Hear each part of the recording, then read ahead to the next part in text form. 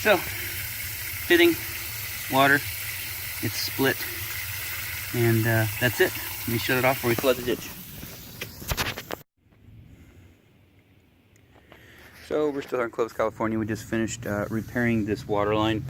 Whenever I get a break, either usually at a fitting, whether it's a 90 or a 45, I like to do a solvent connection, which means glued. So some folks will come in here and use a repair coupling, just cut out the bad fitting, which you can see laying down there. This little coupling right here. Right there, that little feller. There's a little dent on it and a crack. That's weird. I wonder if something was growing against it. Anyways, but that repair coupling has a gasket on it, and it is subject to leaking, which is fine, except you got this tree right here, and then the roots go for it. So whatever was on the line or under the line, and when I dug it up, I didn't really see anything, but it certainly appears that not only is it cracked right here, split, it's also dented. See the dent?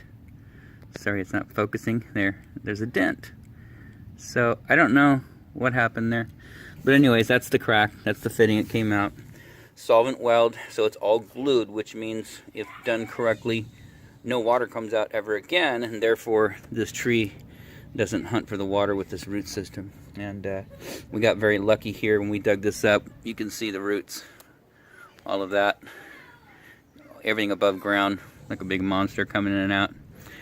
And we dug this out, and there was just a couple little roots down there, nothing. So that was good, and it's sandy soil. A little too moist right now, but you can see it's sandy, so this soil percolates real well. Water will dry up and disappear, as opposed to other parts of town where the water just stands there. It's either got clay, hard pan, something like that. So anyways, I wanted to document the repair. You've got 4 more fittings in line, which does cause a little bit of pressure loss. However, not a lot. That does not count for a lot, and I highly doubt you'll see any effect to the home.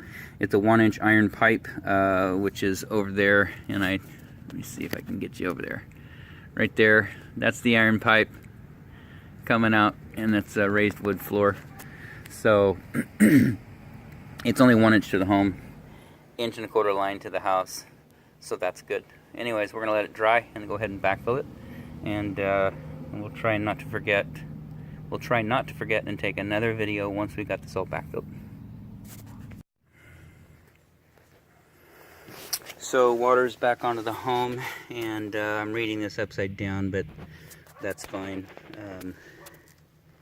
And you can see the little indicator, the little triangle red, is not moving.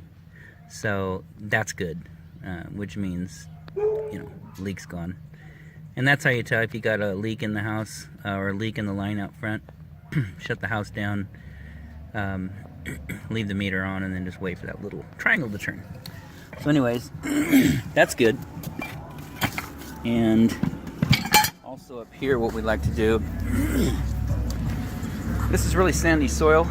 However, we still like to come back in with dry all-purpose sand and fill around our pipe. And the reason being is, once this is back down there, we don't want, and like I say, if you let this dry out a little bit, this would be great for backfilling because it's sandy.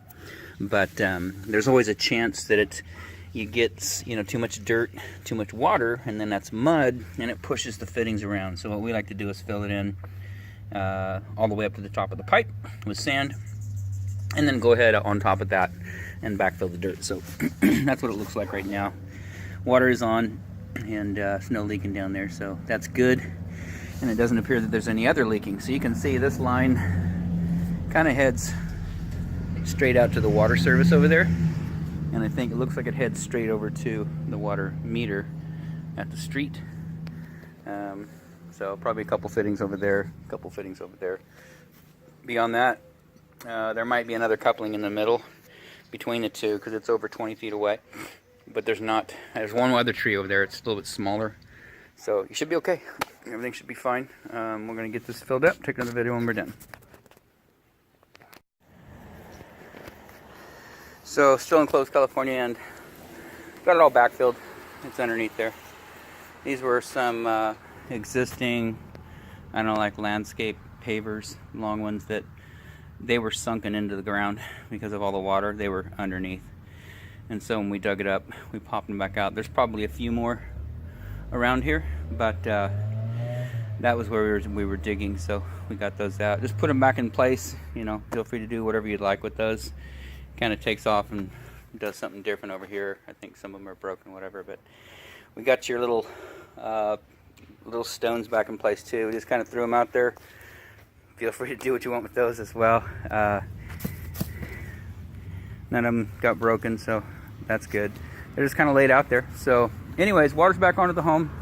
We're backfilled and cleaned up. We didn't cause too much damage out here. You know, usually we're out at the street working on the piece of pipe coming from the meter, so the sidewalk's dirty, the street's dirty, whatnot. So fortunately it was all up here, and everything looks good outside of that.